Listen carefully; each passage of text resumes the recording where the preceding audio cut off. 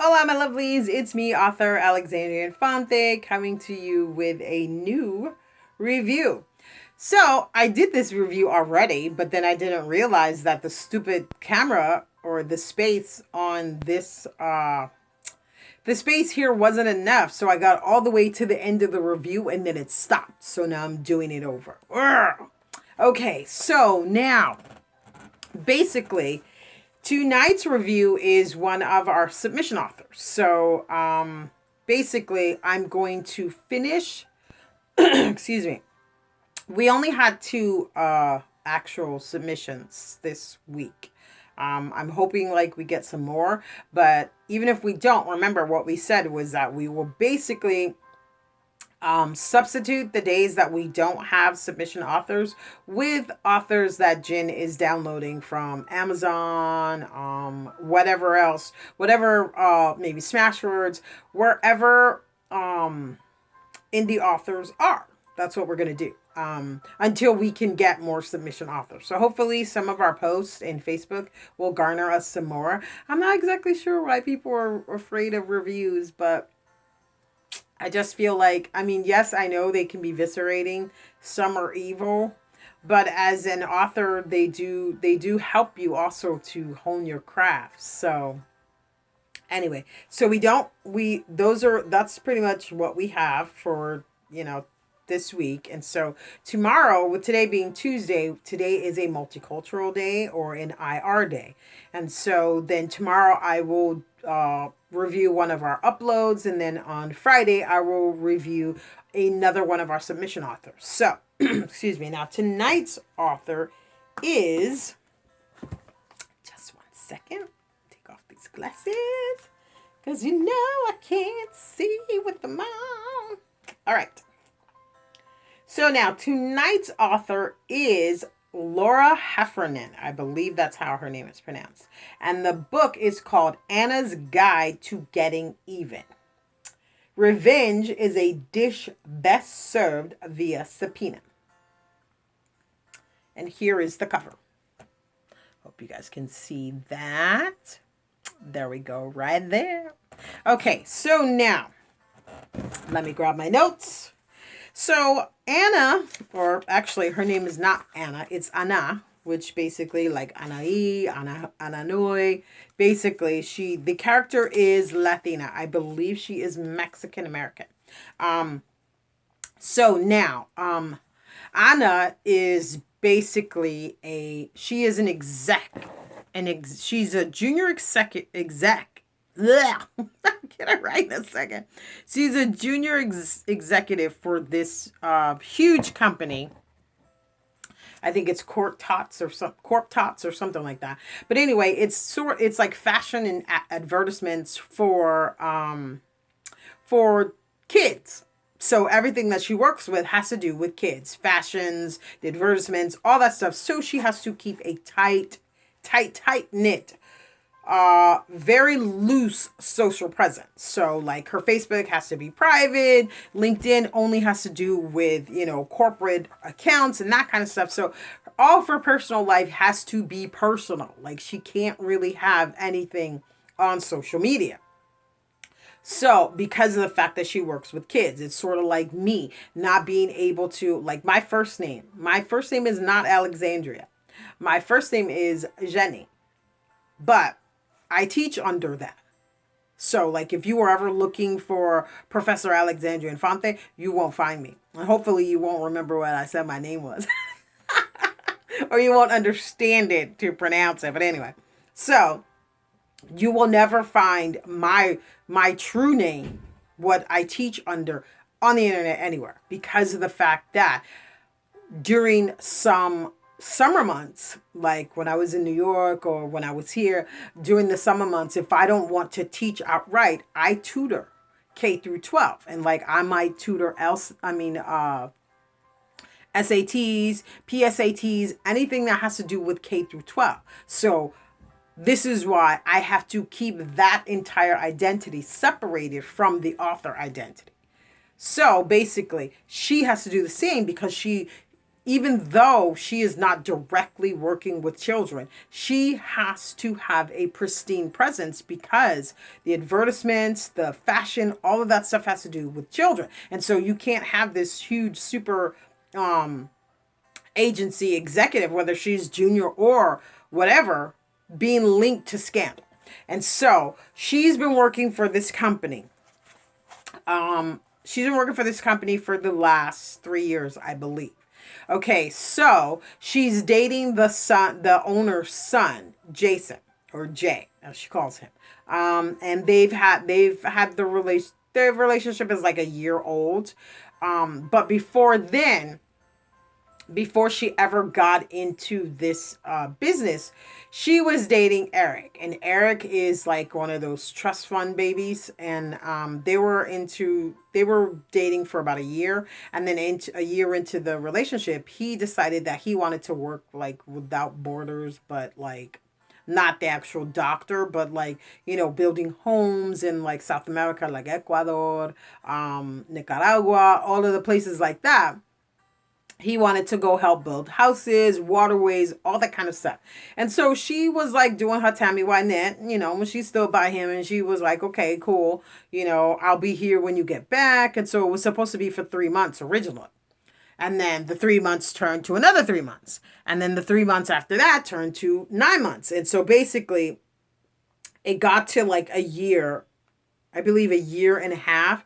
And then finally she was like, are you ever coming back? And then she was like, this, pretty much this relationship can't work like this.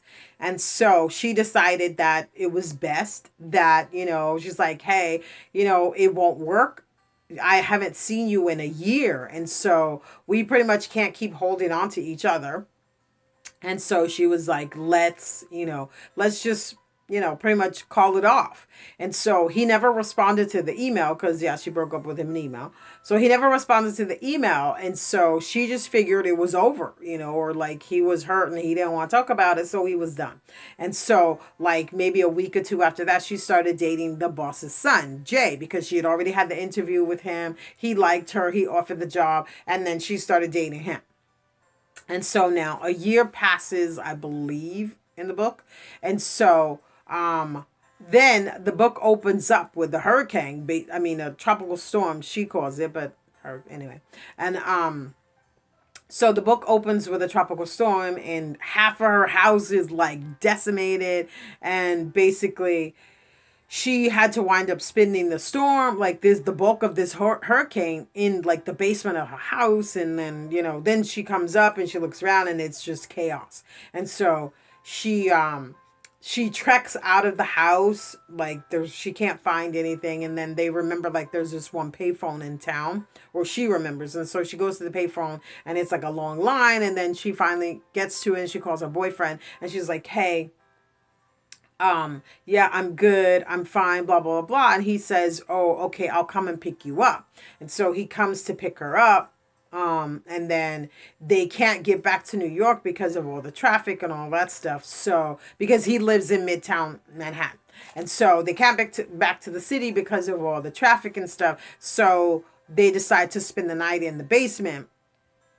And then the next day, she asked like the neighbor, like go find something to eat. And then she asked the neighbor if she could borrow his truck if she gave them like some promotional stuff from the company. So I'm assuming like clothes and shoes and that kind of stuff.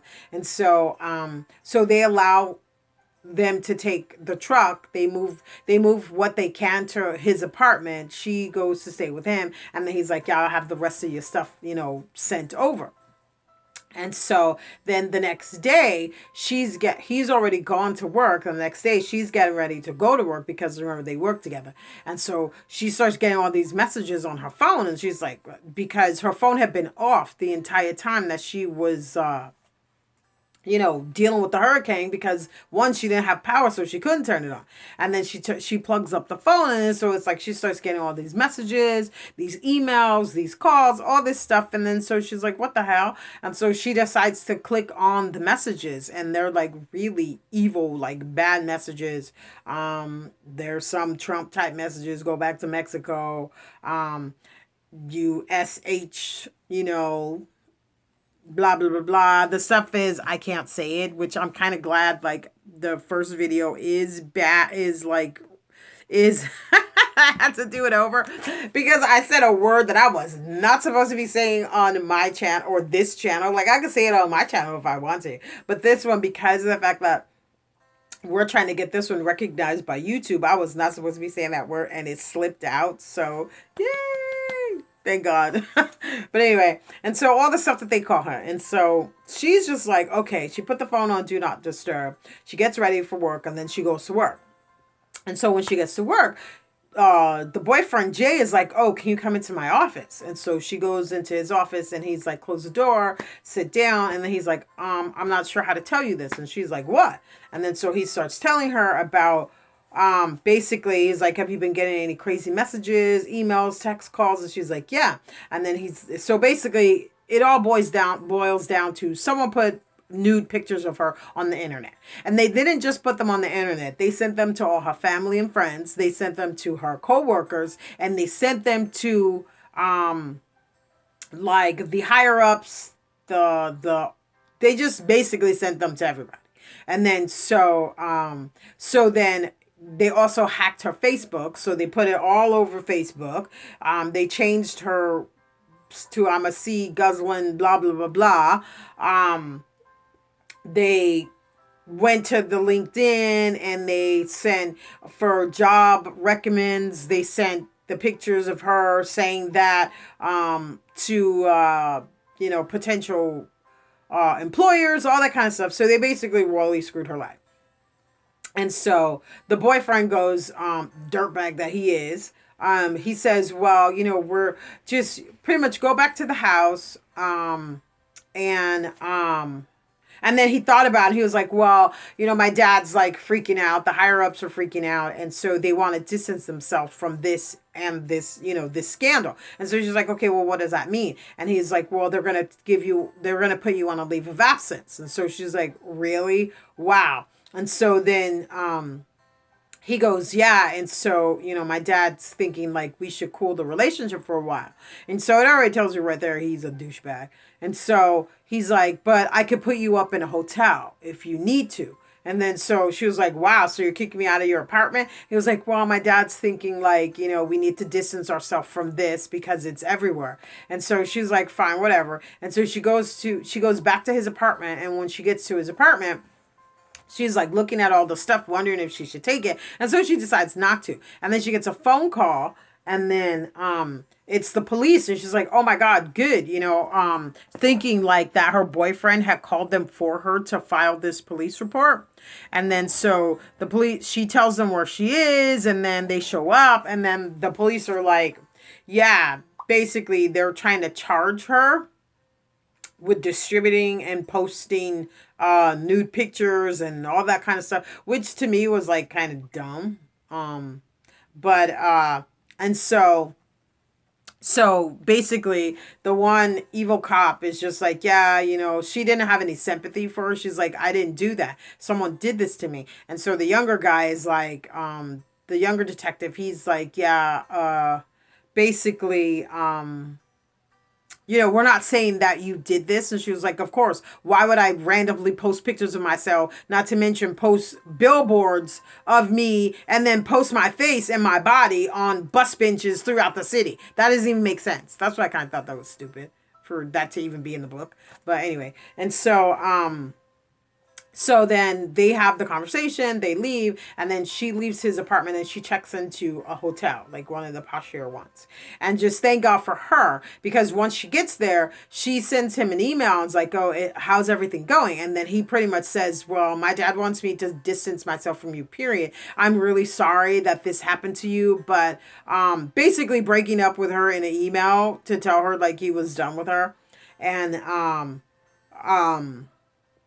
so she's like, wow. And it was like, thank God for her that because of the fact that she actually had really good insurance on her house and her house was destroyed, well, the insurance company could take over the hotel bill. So she wouldn't have to come out of her savings or her money or whatever. And it's not like she's poor anyway, because she was making 6 figures. So and the fact that she never did anything, or she always hung out with him, and blah blah blah. Well, she had all this money stored. And so after this, the character spirals, which I kind of didn't like. She starts doing some really dumb stuff. She hooks up with these dudes. I think she was even popping Molly. Just she spiraled out of control, and I'm assuming that the author did that to make it look like her life was completely destroyed.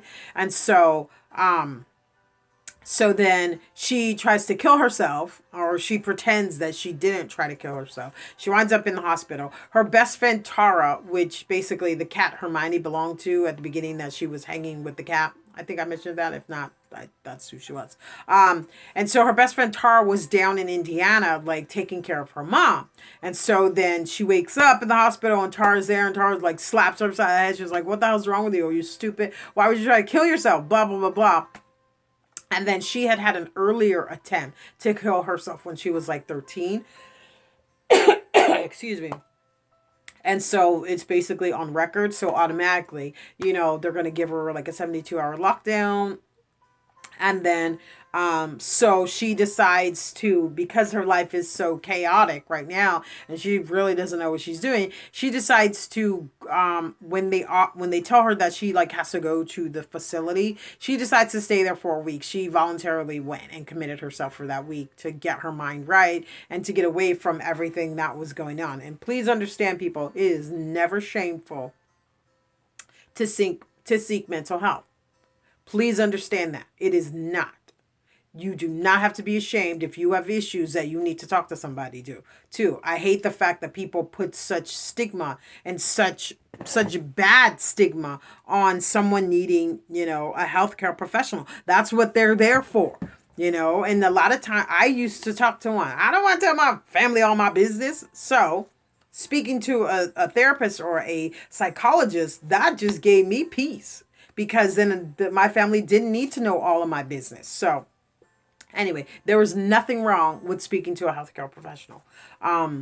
Anyway, and so she decides to, commit herself for that week. She did a voluntary committal for like a week. She got her mind right. And then she decided that because of the fact that she has this really tumultuous relationship with her dad, because her mom died, she basically, it's almost as if she blames her dad, right? And then to top that off, she used to ride horses, and she had a really bad accident, and then the horse fell on her, crushed her foot, and so she had to have it amputated and to have a prosthesis. And so, basically, she decides she can't go anywhere because people know her.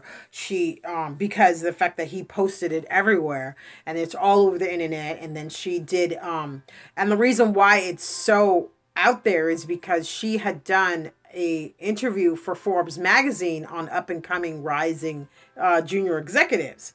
And so not only that, but then she was this guy's girlfriend. And so they were like New York society, powerhouse couples, blah, blah, blah, blah. So it's not like she can get away from it because of the fact that everyone knows her.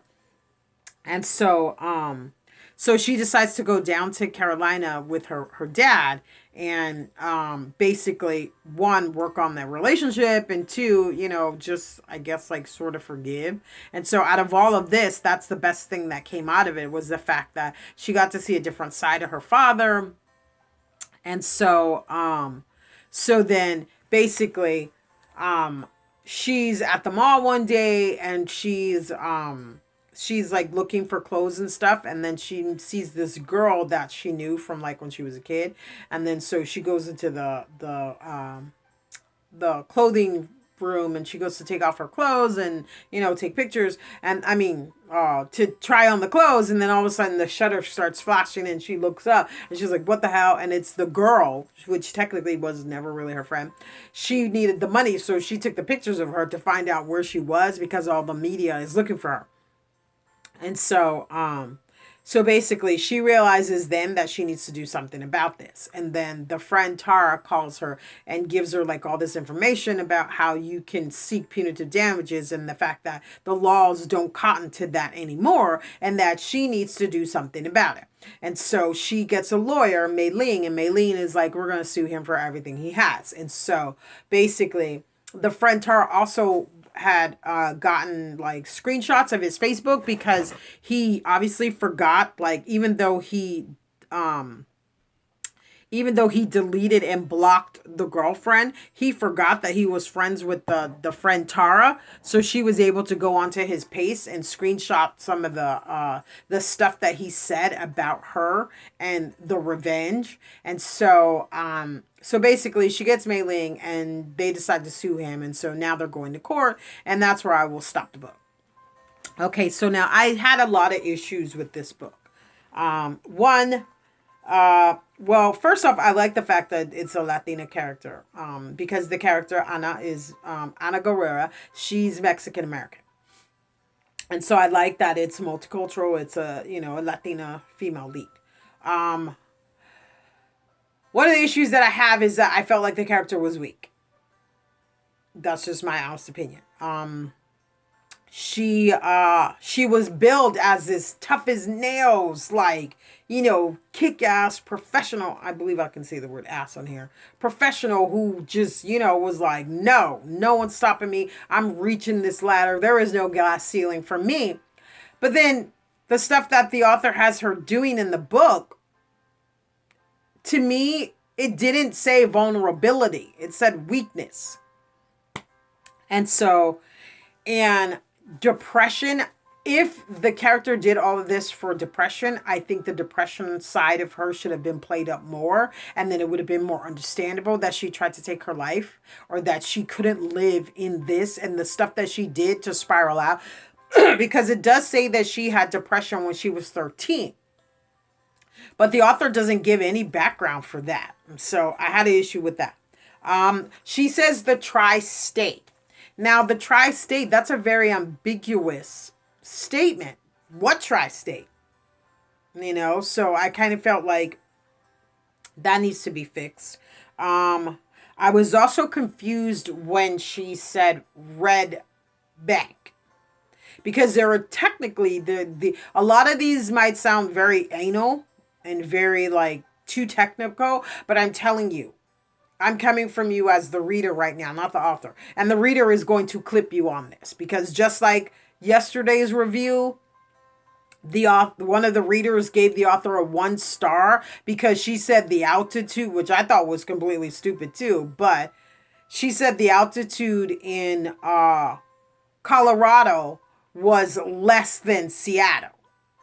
Or something like that. I remember exactly what it was. That's what the reader said she said. But the author actually said that the altitude in Colorado, Colorado was more than Indiana. That's what the author actually said. But the whole point is that reader gave her a 1 star because they were like, that's not true and that's made up. So this is what I'm saying. These issues might sound too technical and anal, but I'm telling you, as an author, your readers will clip you on this. Okay, so also, Red Bank. There are 2 Red Banks, technically. There's a Red Bank, New Jersey, and there's a Red Bank, Tennessee. So, the simple fact that the author only says Red Bank is very confusing for the reader, because which one are you talking about? And then later on in the book, she does say New Jersey, but for the beginning of the book, it's just Red Bank. So I feel like that should be changed. It should be changed to Red Bank, New Jersey. So automatically, we already know where she is. Secondly, she said a tropical storm. Now, tropical storms are normally Pacific. Hurricanes are Atlantic. Yes, I know it sounds anal, but it's true. It's probably because I'm a teacher, but these are the first things that I noticed. If you were going to say that it is a tropical storm, then normally it needs to be a place like California, Hawaii, Barbados, something like that. If you're going to say, actually, no, I'm sorry. It would be like Mexico, California, because that's Pacific. And then Atlantic would be Puerto Rico, Cuba, New York, Jersey, all of that, that's Florida, all that's in that, Florida actually would be a little bit different because that's the Gulf. But anyway, so it would need to be up there, and you would need to say a hurricane. Now, granted, It's semantics. They are the same thing. But they're more typically called tropical storms in the Pacific and hurricanes in the Atlantic. Now, if you have someone that's really, really anal, they might actually bring that up as well. Maybe like me. Okay? Because that was the first thing I thought. I was like, okay, but if she's in Jersey, then it would be a hurricane. It wouldn't necessarily be a tropical storm. So, I really feel like you should just use hurricane throughout the entire book. Don't even say tropical storm. Just say hurricane. From point A to point B. Because then no one can call you on that. Okay. 2. The boyfriend lives in Midtown Manhattan. She lives in Red Bank, New Jersey. We got a problem. Because there's no, I mean, I guess he could if he wanted to, but there's no way any sane person would scooter 31 miles from Midtown to Red Bank. I don't even think he can get on the thruway. The thruway or the Jersey Turnpike on a scooter. But I just thought that was, I'm sorry, I don't mean to be making fun of anyone, but I just thought that was hysterically funny. I mean, I guess he could if he wanted to. But I just feel like if he owns this $1 billion company, and he is a billionaire himself, wouldn't it be more likely that he would take a helicopter? Now, if it's a traffic thing and he feels like he can't get there till way hours later, trying to get through the thruway or the turnpike, I completely understand that. Because both are insane when it comes to traffic. But being a billionaire, it would seem more likely that he would just helicopter to her. There's no way. I mean, I guess he could if he wanted to, but that just does not seem realistic to me. I mean, I'm a New Yorker, so I automatically know where Midtown Manhattan is. And there's no way he would scooter from Midtown to Red Bank. That's 31 miles. And if it's a portable scooter, now I don't know if she meant like a scooter as in, because back in the day, they used to call scooters like mopeds. A moped could be considered a scooter as well. But if she means like a people-powered or a little motorized Uber type scooter, I'm just not seeing that because that's 31 miles that he would have to go on that scooter. Basically. So I think that should be changed. It should be changed to, he helicoptered over or some other kind of transportation. Let him take the path, something, but not a scooter. That just does not seem realistic to me. Okay. And then, let's see. So, just maybe change that. And then, let's see what else. There were a couple of things that like really just threw me out of the book to where I was just like, okay, but that doesn't make sense. Okay, and then the book itself was a little preachy in the respect that basically saying, I kind of felt like it was a what not to do. I mean, like, all this stuff happens to her because she sent nude photos. And now, if the author is going for the idea that just because you sent nude photos doesn't mean that these things should happen to you, it kind of feels like she's missing the mark a little bit because I understand. I just feel like if that's what she's trying to do, then her spiraling out of control shouldn't be the focus of the book. It should be, I'm getting revenge because this happened to me. You did this to me, so now you're gonna pay. If that seems more like what the character should have been like, not spiraling out of control in the depression part. Or if it's, okay, this is what happens once you've been victimized like this, that I would understand. That would go more along the lines with the book. And I just really feel like the fact that this character has had depression and, attempted to suicide when she was 13, I feel like that part of her needs to be played up. You need to give more information about that side of her to the readers. And like, another thing that I had an issue with is the flashbacks. The flashbacks from you get almost you get past the halfway point and then you get a flashback. That was like really weird to me. And it didn't just flashback to 1 year. It flashback to 2015, 2016, through 2017, 2018, and then fast forward to the court case of 2019. And so I kind of feel like the first flashback is fine for 2015. But everything else, or I feel like everything else could have just been the beginning of the book. You know, it could have just been what led up to this point to where she is. So it really didn't have to be this way. So if I had to start this book, because I feel like, personally, I feel as the reader, because I'm not coming at you from the author. Like, the technical stuff was the author and me. But as the reader, which is what I'm doing the review as, I feel like the entire beginning of the book, up until the point where she gets the messages. I feel like up until that point, everything after that, up until you understand who Eric is as a person, should be cut out of the book. Because I feel like that's just filler. The good part of the book, which is the reason why this book gets a 3 stars, is from where she goes to her father on, except for those flashbacks. So from the point where she decides to go to her father, because the stuff she does in the middle of that, I don't know. It's just really weird. I mean, I technically wouldn't know how to gauge this book. It was very hard for me. And so because of the fact that I like the story after she goes to her dad's and the court case and all that stuff, it's the reason why it's getting the 3 stars, because I really feel like that is the best part of the book. And you get to see who she is as a person, really. I think the flashbacks are pretty much filler to me personally. That, you know, the author wanted the book to be longer than it needed to be. And so you get the flashbacks. Because a lot of times, I just feel like this is the author in me. As an author, a book will tell you when it's done. I just really feel that.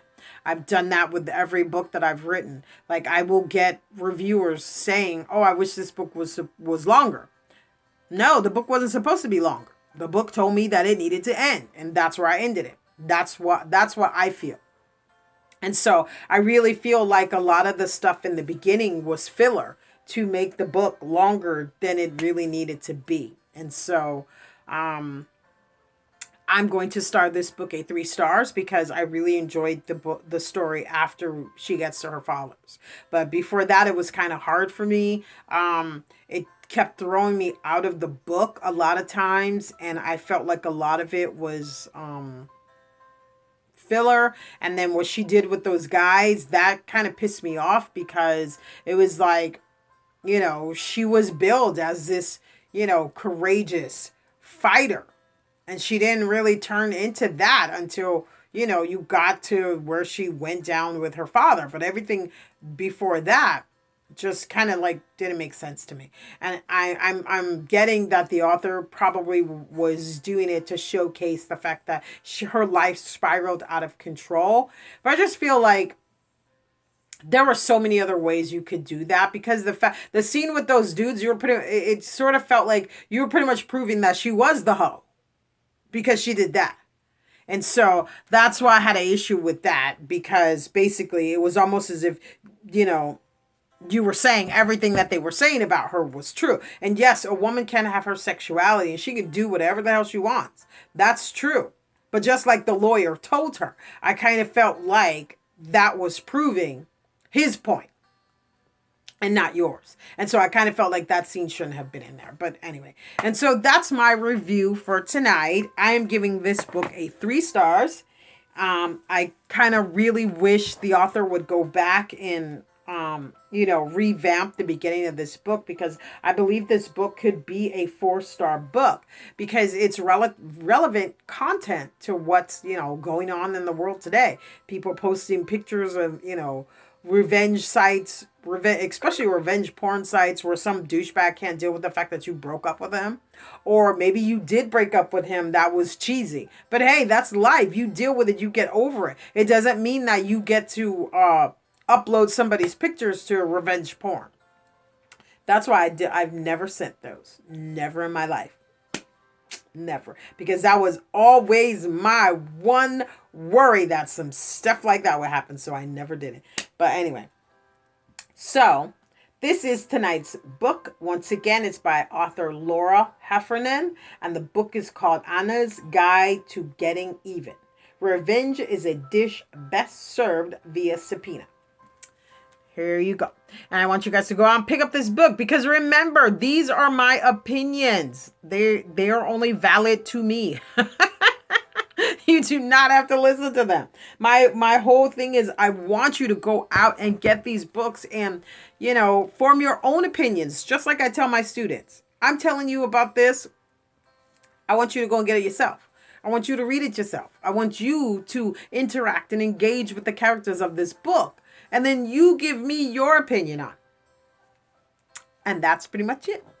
Now, tomorrow, we will actually be reading the book Rapture, which we were supposed to read today, but I wanted to do a submission author. So, this is our book for tomorrow. It's called Rapture, and it's by author Jada Jordan, and it's called Black Women, White Male, Billionaire Romance, Rapture Series, Book 1. Once again, that's it. I need a sexy man like that. And I will see you guys tomorrow. So now don't forget to subscribe. Click that little button down there and like.